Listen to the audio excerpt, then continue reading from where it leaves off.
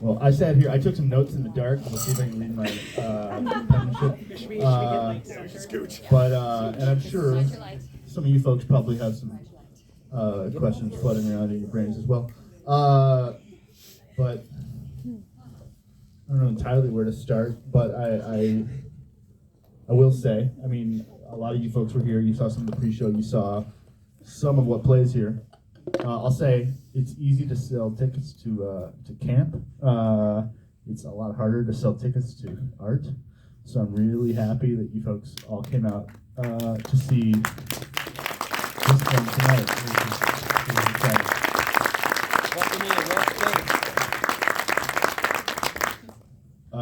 So I don't know where to start. I mean, I know Carrsan said this was nearly a year and a half of filmmaking, but I know the screenplay was bubbling around for a while before that in various levels. Like, tell us a little bit about the process?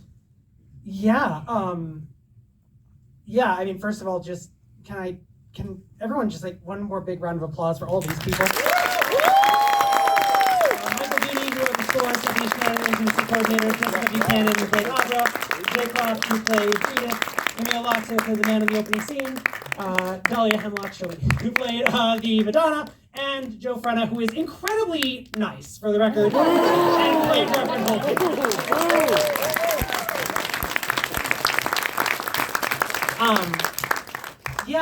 This was a project that we kind of dreamed up very loosely in September of 2022.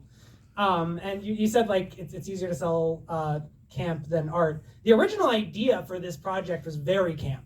I think I just watched a YouTube video essay about the history of lesbian nuns in Catholic convents in the Renaissance. And we were we should make a movie about that. So it was going to be like a nunsploitation film. And then somehow that idea turned into this movie. No, but honestly, it really was. Ideas always start out as these silly little primordial things. And then you sit down and you start writing and you realize you have something. And the Skyquake apocalypse idea is something I've been toying with for years. It is something I am still toying with. This will not be the last time I will fill your ears with the sounds of warped foghorns.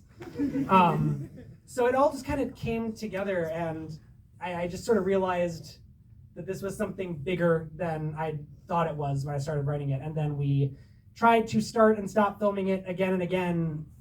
Over the last year and 4 months, we had location changes, we had casting changes, just life happened.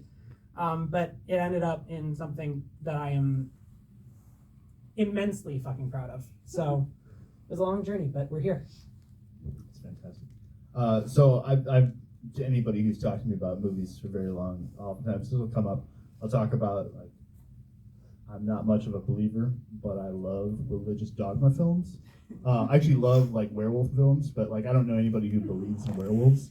But the majority of the people on the earth that we live in believe in some higher power. I feel that gives this type of movie some kind of extra power or extra intensity or something. And I'm maybe way off base here, but I definitely felt that was this is exactly what I love about that kind of movie, where it's ambiguous and kind of spooky and really big, and you made a really big movie out of a small cast and a small focus, and I was just really impressed with that. That's not really a question. I'm that guy who's this is more of a statement than a question.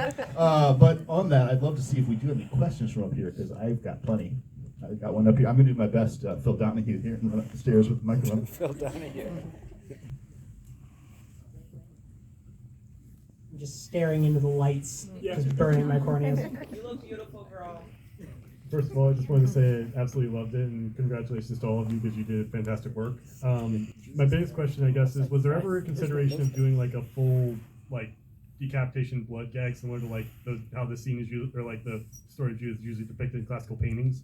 Yes, actually in the script, she slits his throat, and it was sort of a thing of just we thought about what can we do and have it look good, and with the castration scene, You don't really see it. It's all implied, and I think that kind of adds to it. And it just felt like if we follow that up with our best attempt at a throat slitting, which just won't look, it'll look too campy, it'll look too fake. And also there's just something about the strangling that felt more personal and kind of visceral. Primal, yeah, good word, yeah. So that was a consideration, but in the end we kind of went with what we could do and just what felt right in the moment. All right, I'm in the back here. We got some other questions near the back. Hi. I love what I assume was an allusion to the Artemisia painting. It's a beautiful, evocative piece of art. I was wondering, where did you film and why did you choose that location? Yeah, so that's, again, kind of a funny, like we sort of just followed where Murphy's Law took us with the production of this movie. And again, thank God you wouldn't guess from watching it, but we had to find a new location 2 weeks before we started shooting. We had another location lined up, and then again, just there were unfortunate circumstances, we couldn't shoot there, so we had to scramble to find somewhere new. So for the scenes in Judith's dorm and the confession room, Hoelting's kind of chambers, those were both actually shot in a residential house in Cedar Rapids.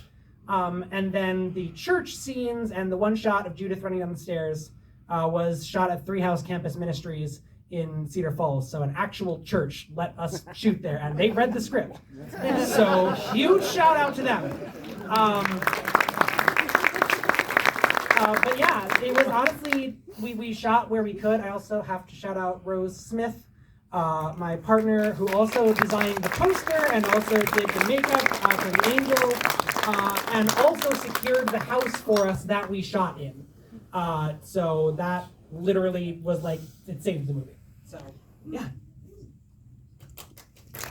So I was going to say, the score certainly did a lot of heavy lifting in this film. Tell us a little bit about the score and how that came about and all of the bits and pieces of that.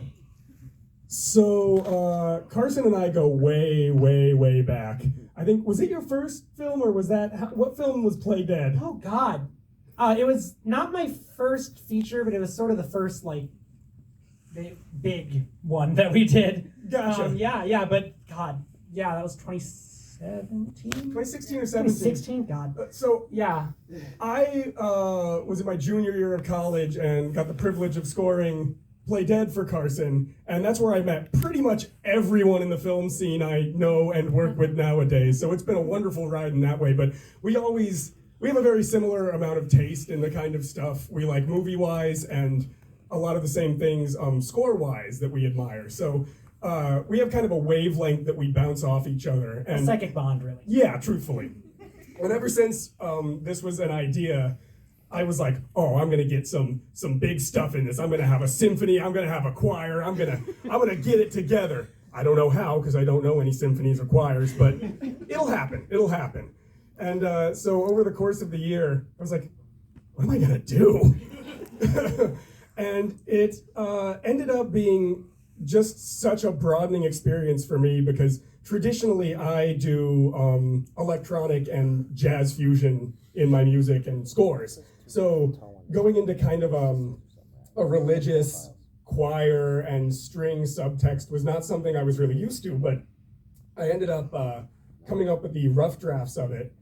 And pretty much our method is I'll just send a fuckload of demos to Carrsan. Just 20 in a day, like, do you like this? Do you like this? Do you like this? Do you like this? Do you like this? And she'll come back with all the stuff she wants, and we basically just kind of bounce stuff off that easy. And then when I give it to her, she just kind of knows exactly where she wants to put it already. It's a very simple plug-in process, but once I got everything together, I was like, well, I still need to fake the sound of a symphony and fake the sound of a choir. So what am I gonna do about this? And I ended up recording one vocalist for all of the high parts of a choir, and then myself for all the low parts of a choir, and putting in a couple little MIDI tracks and just duplicating them all over the place and spreading them out to make a fake choir sound. And I ended up doing the exact same thing with the strings, just having one violinist do multiple takes over and over again, and then spreading them across the stereo spectrum to give the impression that there are more strings in play than there actually are. But yeah, it really pushed me beyond my boundaries, and I am incredibly thankful to be able to do this for you, Carrsan, and I'm just so proud of all of us here tonight. So it's been fantastic, absolutely. More questions on the team? Hey, Carrsan. How you doing? Hi, Grant. Hey, I'm doing so good. I'm so glad you're here. Oh man, awesome movie. And I wondered if you maybe would say a few words, maybe the actors could say a few words. I just love the acting in this, and I love how the script allows for stillness. Scenes just, but they're not rushed.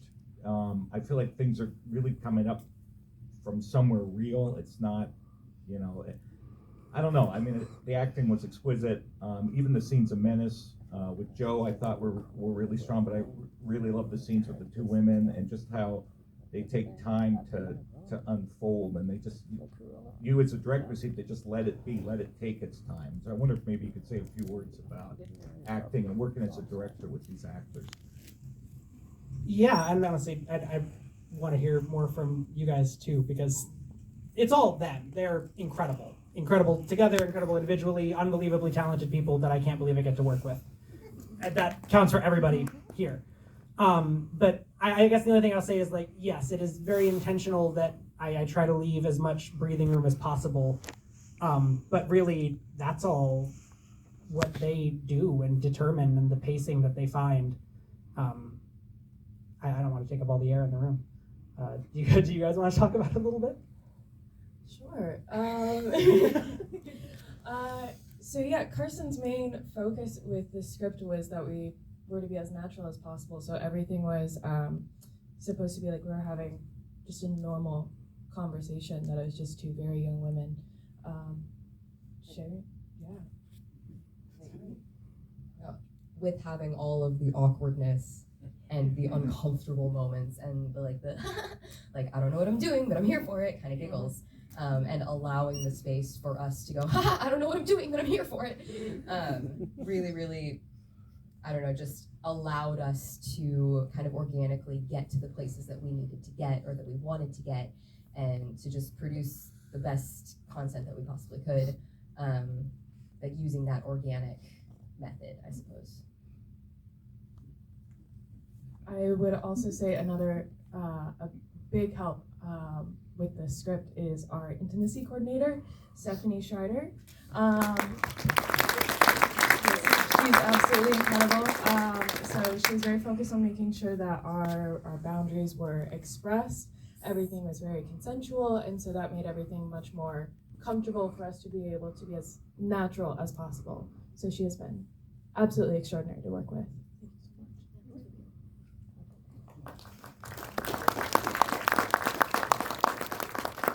How did you pick T.S. Eliot, English teacher here? Why did you go with T.S. Eliot's quartets? Shall I answer that question, or would you like to? I mean, we can tag team. We can team up on this.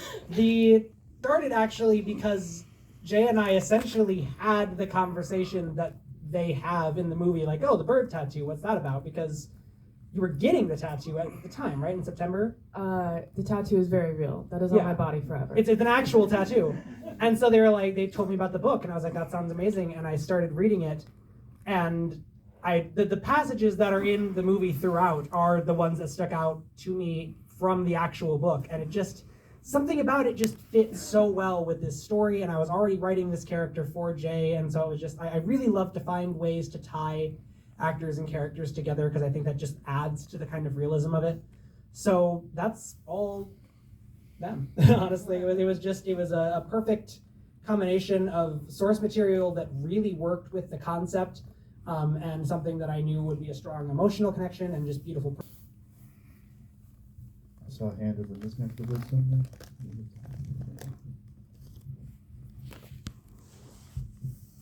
Hi. Hello. Yes.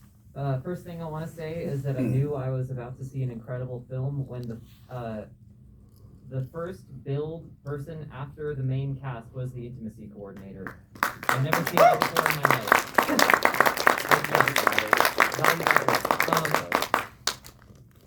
So, okay.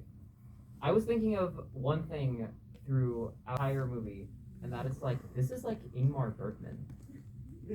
Like,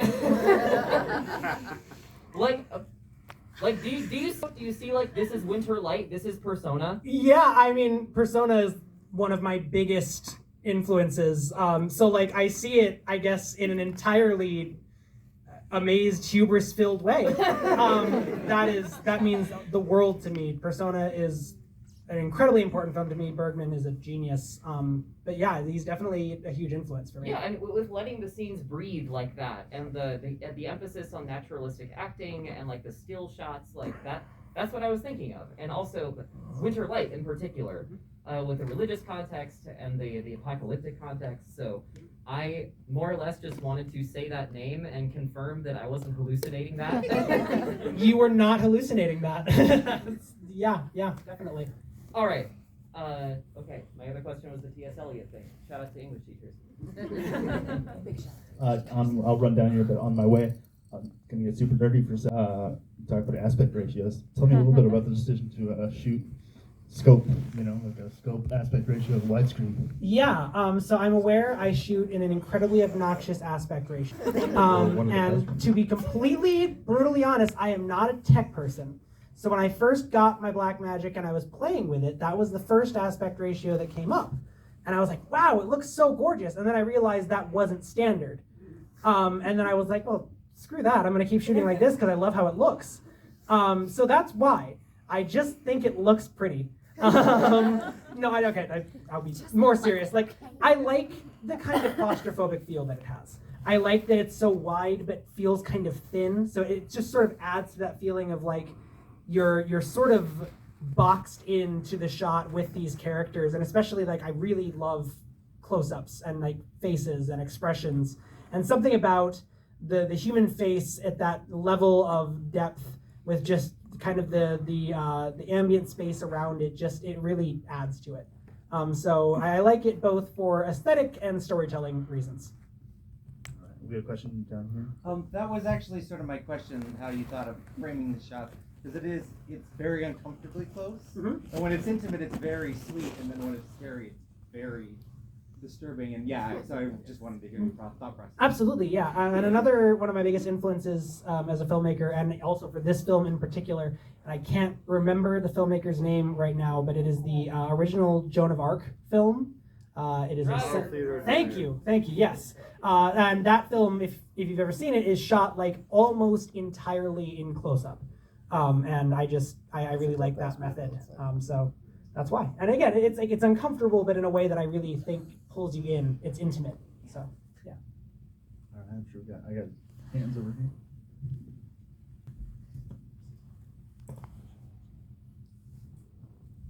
Is two-parters allowed? All right, I got one more specific, like just for whoever wants to answer it, and then one for Joe specifically. So the first one is just the general aesthetic. I think it was stripped down in a way that like it allowed the story to really breathe, and it wasn't bogged down with like technical aesthetics to a point where even like when like the Madonna comes out and it just completely just blows everything out of the water and out of proportion, and it was great. So how was sort of the technical process of production? How was that sort of coordinated, and how was everybody's experience with it? And then for Joe, you got this. I'm a Protestant, and you got me all riled up.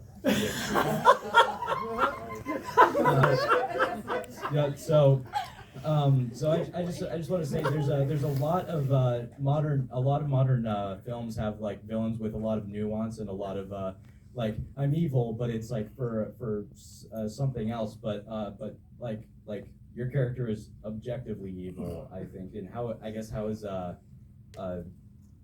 basically how is portraying objective evil? How was that? I want to make Joe answer that question first. Portraying that is really fun. Playing it is really fun. Watching it is really uncomfortable. And he's hungry, and I know what it feels like to be hungry. Maybe not in that same way, right? But if you understand how human beings operate, like in how you feel when you don't get what you need, and like, you know, like, and I don't know that need that would lead you to something like what this guy does. But, you know, I just, yeah, I think of food. And if you rewatch the scenes, like, and you can see it, I'm thinking of food, I'm thinking of, like, Meatball Hero, things like that. And then acting. Good guy. Oh, Jenna.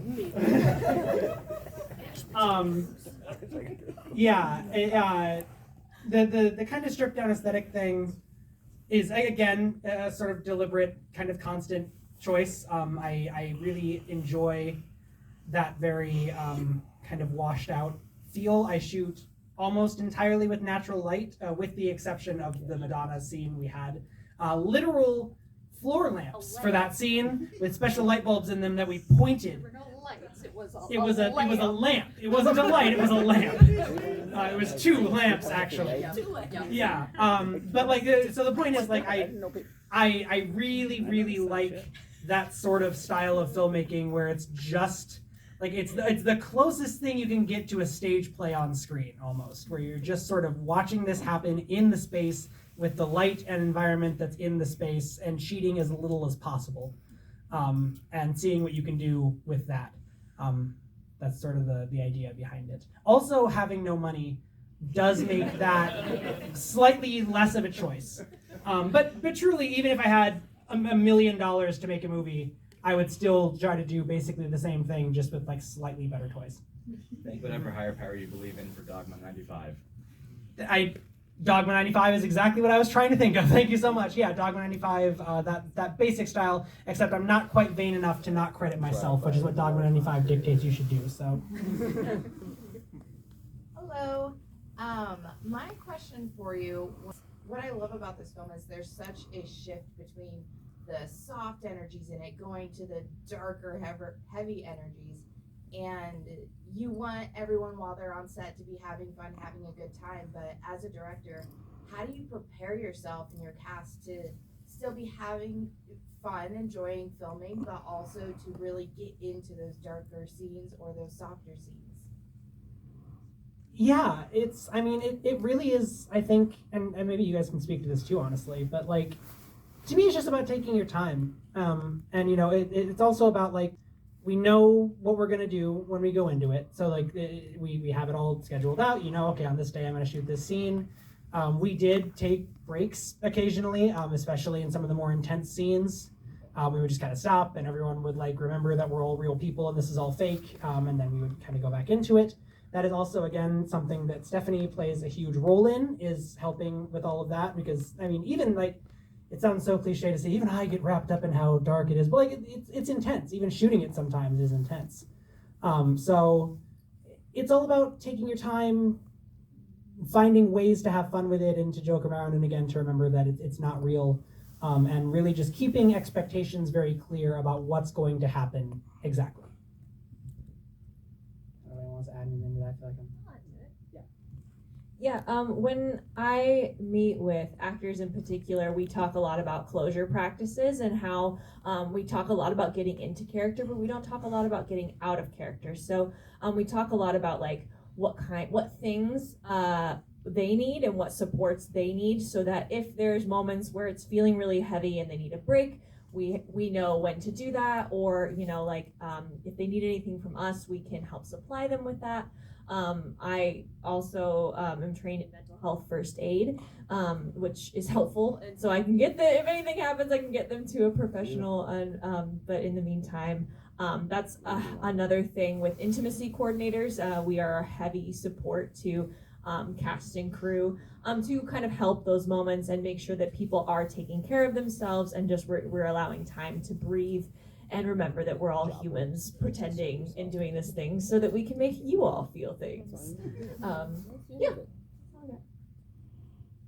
I'd love to know a little bit about your casting process. It seems like you've got the Justice League of Midwest independent filmmakers. So how did you get all these people from all over the place into one place together for a movie that probably didn't have a big budget to throw around? How do you get all these people committed and excited and How do you get them all together? How do you find them? Somehow I write these horrific scripts and then I send them to very nice people and say, hey, do you want to be in this? And they keep saying yes.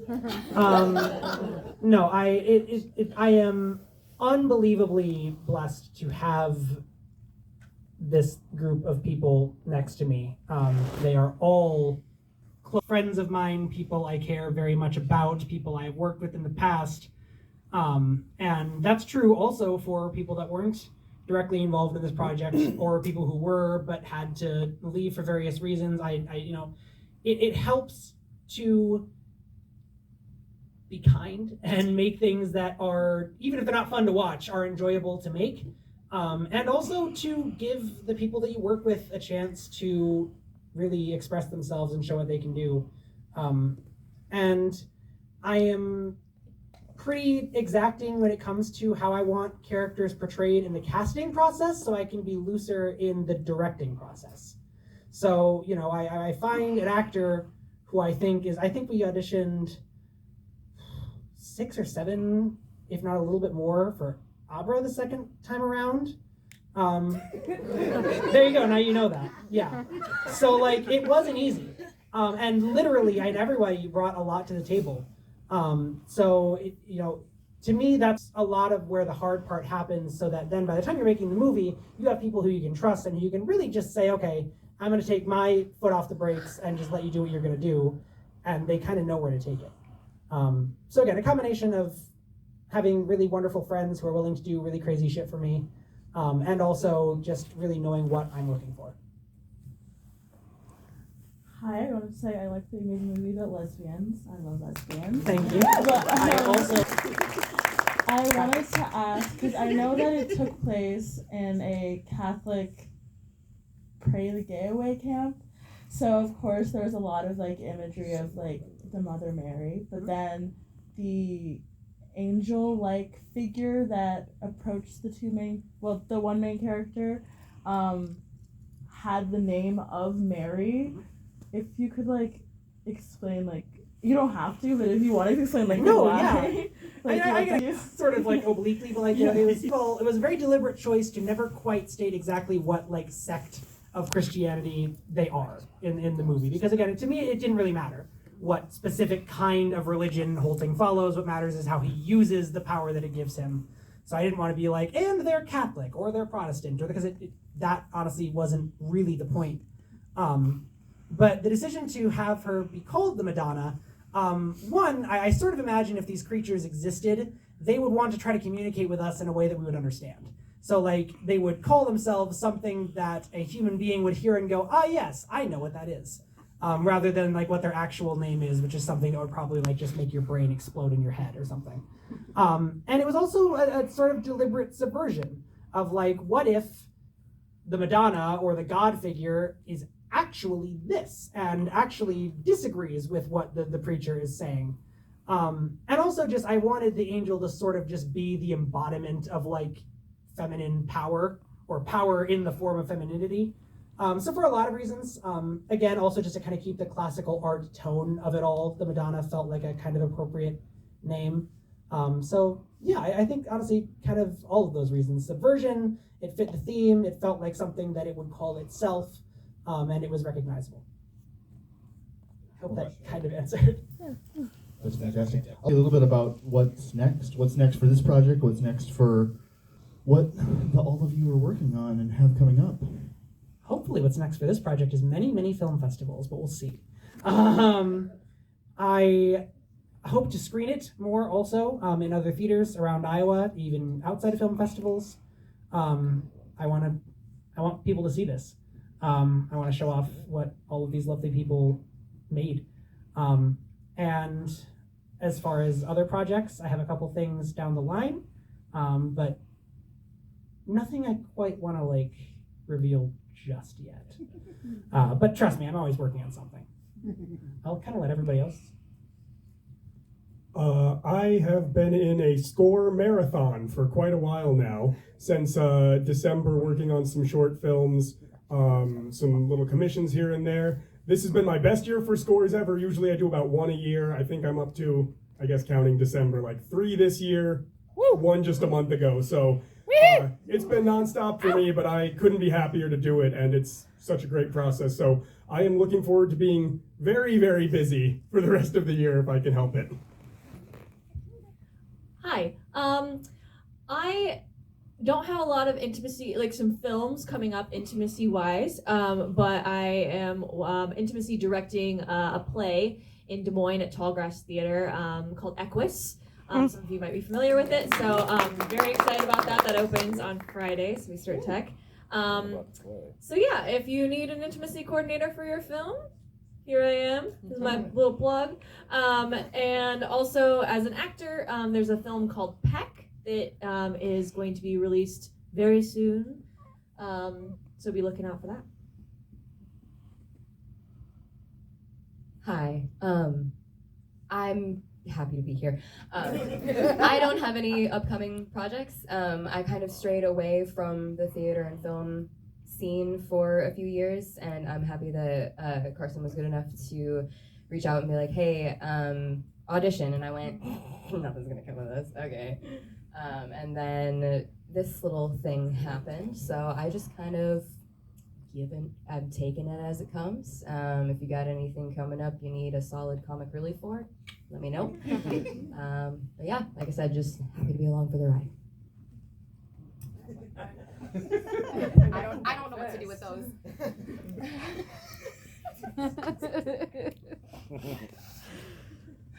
Hi. So I don't currently have any projects that are coming up, but luckily I live like 15 minutes away from Carrsan. So if Carrsan ever says, "Come over, we're making something weird," I'd go over and make something a little weird. If that ever happens, I'll let you. I'm sure you will. You better. I know where you live.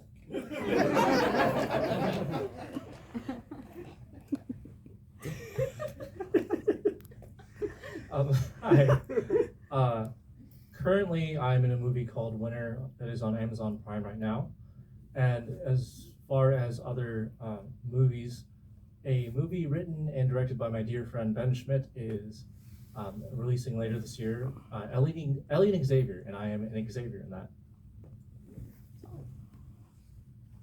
Hello. I was the Madonna.